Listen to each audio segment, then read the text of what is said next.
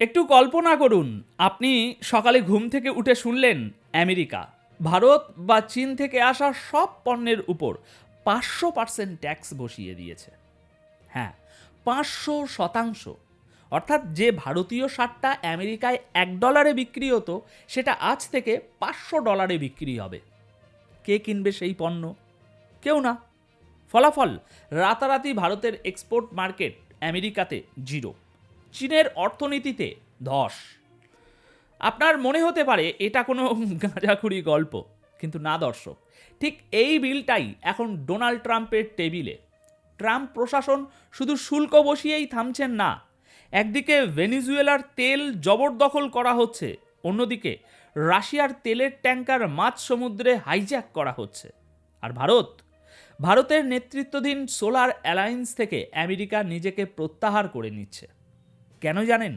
কারণ ট্রাম্প চান না দুনিয়া সূর্যের আলোয় চলুক, তিনি চান দুনিয়া তার তেলে চলুক।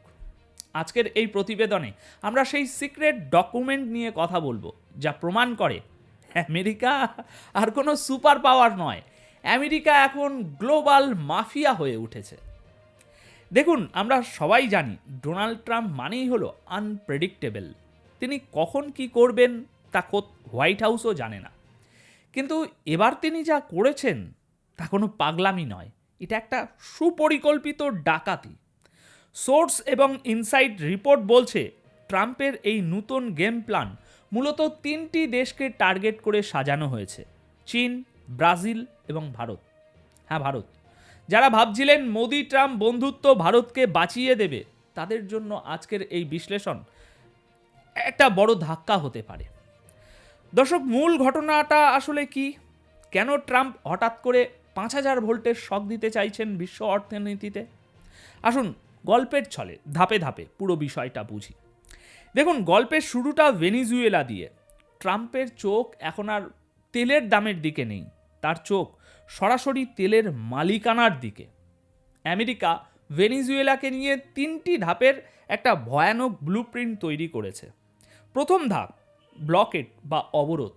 আমেরিকা ভেনিজুয়েলার চারপাশে এমনভাবে নৌবহর সাজিয়েছে যে ওখান থেকে একটা ফোঁটাও তেল বিনা অনুমতিতে বের করা অসম্ভব।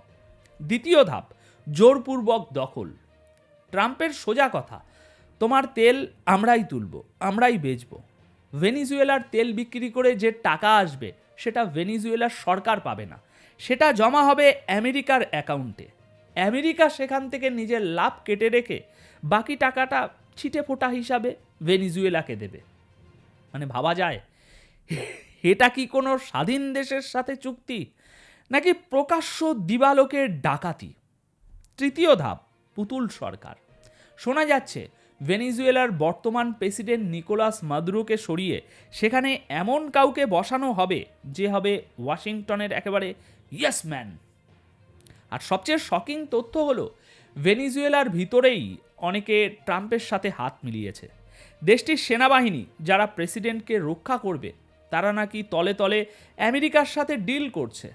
অর্থাৎ নিজের দেশের সম্পদ বিদেশিদের হাতে তুলে দিয়ে তারা নিজেদের পকেট ভারী করছে।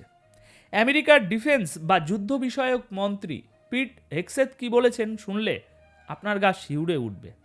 তিনি বলেছেন, আমরা যখন ব্লকেড বলি তখন সেটা শুধুই কথার কথা নয়, আমরা সেটা করি। অর্থাৎ গায়ের জোরেই এখন সব হবে। এখন প্রশ্ন হলো, আমেরিকা এত তেল দখল করে কি করবে? দর্শক, এখানেই আসছে ভারত আর চীনের প্রসঙ্গ। আমেরিকা ভেনিজুয়েলার তেল দখল করলো, ভালো কথা, কিন্তু সেই তেল কিনবে কে? দেখুন, বিশ্ববাজারে এখন রাশিয়ার তেল সব থেকে সস্তা। ভারত, চীন, ব্রাজিল সবাই রাশিয়ার তেল কিনছে। এতে আমেরিকার তেলের বাজার নষ্ট হচ্ছে। তাই ট্রাম্প এবং তার সিনেটর লিন্ডসি গ্রাহাম মিলে একটা ভয়ঙ্কর বিল বা বলতে পারেন আইন পাশ করার প্রস্তুতি নিচ্ছেন। বিলের সারমর্ম খুব সহজ কিন্তু মারাত্মক। যদি তোমরা ভারত, চীন, ব্রাজিল রাশিয়ার তেল কেনা বন্ধ না করো এবং আমাদের আমেরিকার তেল না কেনো, তাহলে তোমাদের পণ্যের উপর আমরা 500% ট্যারিফ বসাবো। ব্যাপারটা বুঝুন, ভারত থেকে আমেরিকায় বিলিয়ন বিলিয়ন ডলারের ওষুধ, কাপড় এবং আইটি সার্ভিস যায়। এখন যদি 500% শুল্ক বসানো হয়, তাহলে আমেরিকার বাজারে ভারতীয় ওষুধের দাম হবে একেবারে আকাশচুম্বী। আমেরিকার মানুষ সেটা কিনবে না, তারা মেক্সিকো বা ভিয়েতনামের পণ্য কিনবে। মানে হলো আমেরিকা ভারতকে বলছে, আমার তেল কেনো, নইলে তোমার ব্যবসা বন্ধ করে দেব।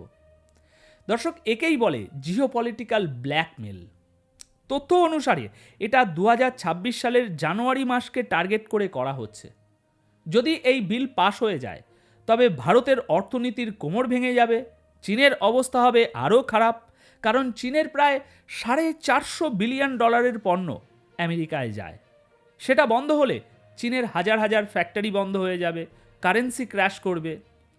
শুধু তেল আর শুল্ক নয়, ট্রাম্প আঘাত আনছেন পরিবেশ আর প্রযুক্তিতেও। ট্রাম্প প্রশাসন ঘোষণা দিয়েছে যে তারা 66টি আন্তর্জাতিক চুক্তি থেকে বেরিয়ে যাচ্ছে। এর মধ্যে সবচেয়ে গুরুত্বপূর্ণ হল ইন্টারন্যাশনাল সোলার অ্যালায়েন্স, যার নেতৃত্বে আছে ভারত। ভারতের স্বপ্ন ছিল one sun, one world, one grid, মানে সূর্য রশ্মি দিয়ে পুরো পৃথিবীকে বিদ্যুতের আলোয় জোড়া লাগানো। কিন্তু ট্রাম্পের স্লোগান হলো ড্রিল বেবি ড্রিল, মানে মাটি খোঁড়ো আর তেল তোলো। ট্রাম্প মনে করেন সোলার প্যানেল বা গ্রিন এনার্জি আসলে আমেরিকার তেল ব্যবসার শত্রু। আর সোলার প্যানেল বানানোর কাঁচামাল যেহেতু চীন এবং ভারতের হাতে, তাই এই অ্যালায়েন্সে থাকলে আমেরিকার কোনো লাভ নেই। বরং আমেরিকার যদি এই অ্যালায়েন্স থেকে আমেরিকা বেরিয়ে যায় এবং প্রযুক্তি শেয়ারিং বন্ধ করে দেয়, তবে ভারত ও চীন বিপদে পড়বে। দেখুন, এখানে আমেরিকা পরিষ্কার বার্তা দিচ্ছে, আমার কাছে সেরা টেকনোলজি আছে, আমি সেটা কেন তোমাদের দেব? আমি সেটা নিজের কাছে রাখবো, যাতে তোমরা আমার সাথে কম্পিটিশন না করতে পারো। তাই এটা এখন আর শুধু বাণিজ্য যুদ্ধ নয়, এটা এখন অস্তিত্বের লড়াই। দর্শক, সবশেষে যে ছবিটা ফুটে উঠছে তা হলো, একটু একটু করে আমরা তৃতীয় বিশ্বযুদ্ধের দরজায় দাঁড়িয়ে নেই, আমরা হয়তো অলরেডি তার ভিতরে ঢুকে পড়েছি। রাশিয়া চুপ করে বসে নেই। তাদের তেলের ট্যাঙ্কার আটকালে বা তাদের অর্থনীতিতে আঘাত করলে পুতিন যে কোনো সময় আমেরিকার উপর সাইবার অ্যাটাক বা এর চেয়েও বড় কোনো পদক্ষেপ নিতে পারেন। রাশিয়ার পার্লামেন্টে তো ইতিমধ্যেই দাবি উঠছে আমেরিকার উপর সরাসরি হামলা চালানোর। অন্যদিকে চীন এখন পাগলের মতো সোনা কিনছে। কেন জানেন? কারণ তারা ডলারকে আর বিশ্বাস করছে না। তারা জানে ট্রাম্প যে কোনো মুহূর্তে ডলারকে অস্ত্র হিসাবে ব্যবহার করবেন। চীন জানে টিকে থাকতে হলে তাদের এখন সামরিক শক্তি বাড়াতে হবে, দেশের বাইরে সেনা ঘাঁটি গড়তে হবে। তাই 2026 সালটা আমাদের জন্য, বিশেষ করে এশিয়ান দেশগুলোর জন্য, একটা অগ্নি পরীক্ষা হতে যাচ্ছে। এখন প্রশ্ন হলো, আমেরিকার এই মাফিয়াগিরির সামনে ভারত, রাশিয়া বা চীন কি মাথা নত করবে, নাকি তারা মিলেমিশে নতুন কোনো জোট তৈরি করে ডলারের রাজত্ব শেষ করে দেবে? আপনার কি মনে হয়, 500% ট্যারিফ দিলে ভারত বা চীন কি রাশিয়ার বন্ধুত্ব ত্যাগ করবে, নাকি উল্টো আমেরিকার বিরুদ্ধেই আরও বেশি রুখে দাঁড়াবে? কমেন্ট করে আপনার মতামত জানান, কারণ আপনার মতামত হয়তো জিওপলিটিক্স বদলাবে না, কিন্তু আমাদের বুঝতে সাহায্য করবে আমরা আসলে কোন দিকে যাচ্ছি। দেখা হবে পরের প্রতিবেদনে আরও কোনো রিপোর্ট নিয়ে। ততক্ষণ চোখ কান খোলা রাখুন, ভালো থাকুন, সুস্থ থাকুন। ধন্যবাদ আপনাদের সকলকে।